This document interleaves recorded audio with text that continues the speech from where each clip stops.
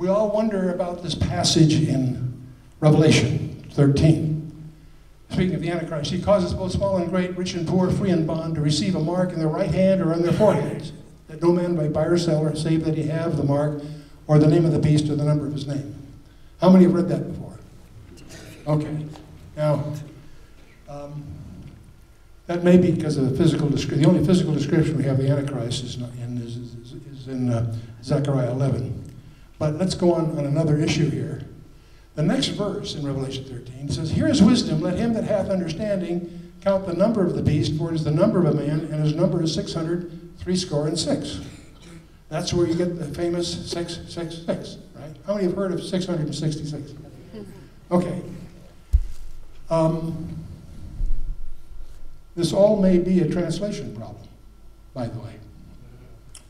Because there are, in the original text, there are 3 things that look like Greek letters, and those 3 Greek letters have numerical value of 666. And the first and last being the first and last letters of Christos with this funny snake-looking thing in the middle. It's a possibility. But more than that, the question is, whose number are we talking about? You have all these people that worry about chips. And I was on the board of NanoPower. I know about RFID chips. It's got nothing to do with this, in my opinion. Or barcodes. Some, not all, but some barcodes use a 666 as a separator. So a lot of people get into the whole barcode thing, which has got nothing to do with what we're talking about, in my opinion. But if we look at the, we can go to the translation. I'm going to skip that for here, for this discussion. I can't, there, that's what this is the manuscript scrap out of the papyrus. And if you look at that, at the manuscript, there are these 3 things that look like Greek letters that gets translated as chi, psi, and sigma, which is translated into, each of those letters have a 600, a 60, and a 6 value. Both Hebrew and Greek are unique in that every letter has a numerical value. And the study of that's called gematria, and that's what they assume those 3 letters mean, those 3 numbers, except if that's the case, it's the only place in the entire Bible that gematria is used to designate a number. They used values in some other ways. But every time you find 153 fish, the text says 153 fish. The text doesn't say 666. It has these three letters that from a gematria point of view might be referencing 666. They might be something else.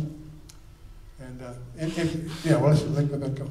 So as we look at this, that's what they look like, okay? And Codex Vaticanus, that's the way it looks in Codex Vaticanus. All languages flow towards Jerusalem. All nations east of Jerusalem go from right to left. Hebrew, Aramaic, Arabic, Sanskrit, what have you. All nations west of Jerusalem go from left to right. Greek, Latin, Cyrillic, whatever. Now, if those 3 things are Arabic letters, they read from the right to the left. And the first 2, if it's Arabic, would say Bismillah Allah, in the name of Allah. The X, the thing that looks like X's there that people have thought was a Greek chi, may not be a Greek chi, it may be 2 crossed swords that are the traditional emblem of Islam. And Walid points out, he doesn't sell the idea, but he points out it's possible that John wrote what he saw. And what he saw was Islamic. But that's obviously 600 years before Islam surfaces as such. Follow me, that's okay. So that's a possibility. You say, well, the thing's at an angle.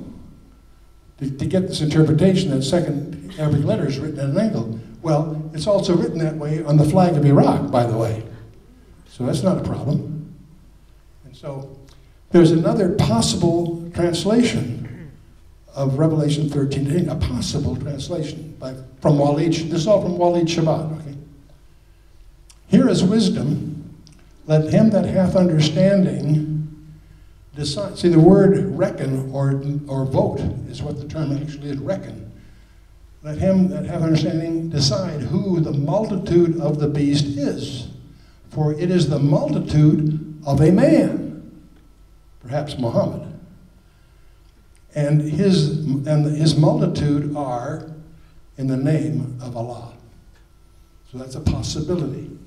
And I mention it not to sell it, but for all of us to stand back and re-examine the texts that we have and try to blindfold our prejudices and see them fresh. Because Islam may have a much more prevalent role biblically.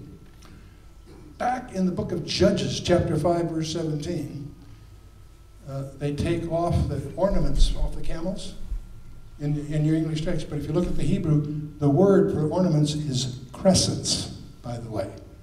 So some of these ideas have much deeper roots than we normally have any concept of. So the idea of Islam, whether it's the 7 nations in Ezekiel 25 through 32, see that what brought Walid Shabat to faith, he was a well-known terrorist. And his mother was a Christian. And he knew where his mother hid her Bible. And if she wouldn't tell Dad where he kept the cigarettes, he wouldn't tell him where she keeps her Bible. But he then took her Bible to get her straightened out on Islam. And as he read the Bible, he began to realize that Islam was all through the Bible and that he was on the wrong side. Okay? So believe it or not, he came to faith that way. So he's not only a terrorist that's come to be a Christian, he is a profound scholar. He really studies the text. That doesn't mean I agree with all his views, but he is a breath of fresh air in terms of re-examining some of these things from an Eastern point of view. So I think Walid's a guy to keep an eye on. Okay? Thank you. I've probably told you more than you wanted to know about it. Okay.